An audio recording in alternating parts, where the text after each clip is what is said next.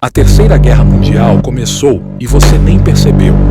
Se olharmos para as duas grandes guerras mundiais, veremos exatamente o mesmo padrão, que se repete antes de qualquer conflito global.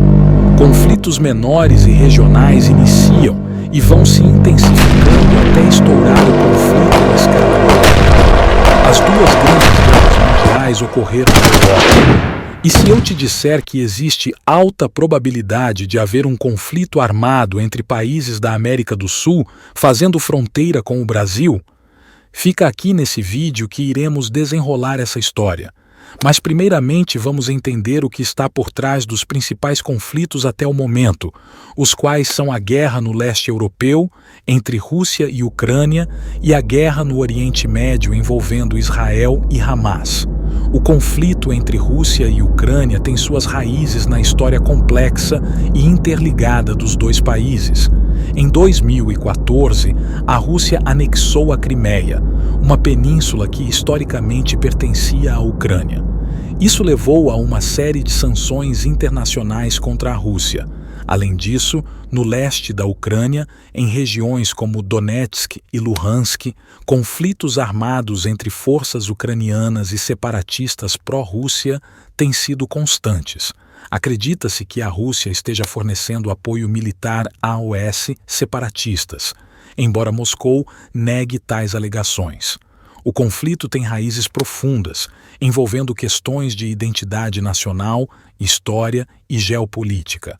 Atualmente, o Oriente Médio é outro ponto de tensão. O conflito entre Israel e Hamas é parte do longo e complicado conflito israelense-palestino. O Hamas é uma organização palestina que governa a faixa de Gaza desde 2007 e é considerada uma organização terrorista por Israel, EUA e União Europeia. Os confrontos entre Israel e Hamas têm sido recorrentes, com ataques de foguetes lançados de Gaza contra Israel e retaliações israelenses. As raízes do conflito remontam à criação do Estado de Israel em 1948 e às subsequentes guerras e tensões com seus vizinhos árabes. Questões como o status de Jerusalém, os direitos dos refugiados palestinos e as fronteiras são pontos centrais de discórdia. Esses dois conflitos estão em andamento. Esperamos muito que a diplomacia resolva o quanto antes. Os próximos conflitos, com certeza, irão se originar do resultado da escalada das tensões na Ásia e na América do Sul. Isso mesmo que você ouviu, América do Sul. Primeiramente, iremos entender as tensões no Mar do Sul da China. O Mar do Sul da China é uma das regiões mais disputadas do mundo, rico em recursos naturais e com rotas marítimas estratégicas. Várias nações reivindicam partes deste mar. A China, em particular, tem feito reivindicações territoriais agressivas, construindo ilhas artificiais e instalando bases militares.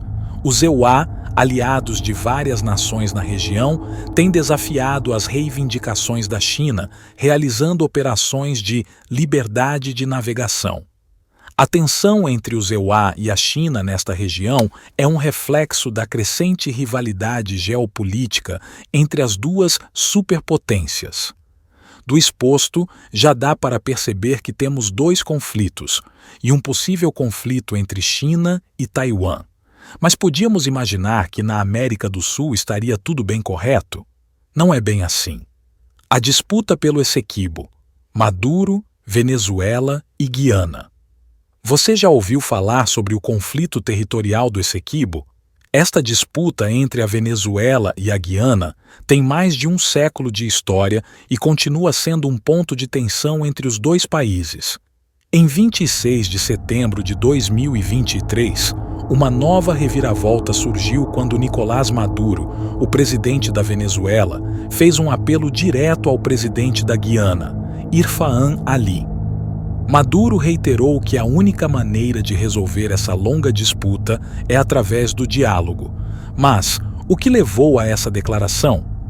Voltando um pouco no tempo, em 6 de julho de 2015, Maduro tomou uma decisão surpreendente. Ele chamou o embaixador venezuelano na Guiana para consultas em meio a esse conflito territorial. Essa ação levantou muitas sobrancelhas. Será que Maduro estava tentando intensificar a pressão sobre a Guiana ou era apenas uma jogada diplomática? O chamado para o diálogo não foi a única iniciativa de Maduro. Ele buscou um diálogo direto com o líder da Guiana, tentando resolver as crescentes tensões entre os dois países. Isso nos faz questionar: Maduro estava realmente buscando uma solução pacífica ou havia uma estratégia mais complexa por trás de suas ações? E as reivindicações territoriais não param por aí. Sob a liderança de Maduro, a Venezuela continuou a reivindicar controle sobre uma vasta extensão das terras da Guiana, especificamente 5/8 do território. Essa área se estende desde a atual fronteira entre os dois países. Como essa reivindicação afeta as relações bilaterais e o equilíbrio de poder na região? No próximo vídeo iremos nos aprofundar nessa possível escalada de tensão entre a Venezuela e Guiana, que provavelmente terá envolvimento do Brasil.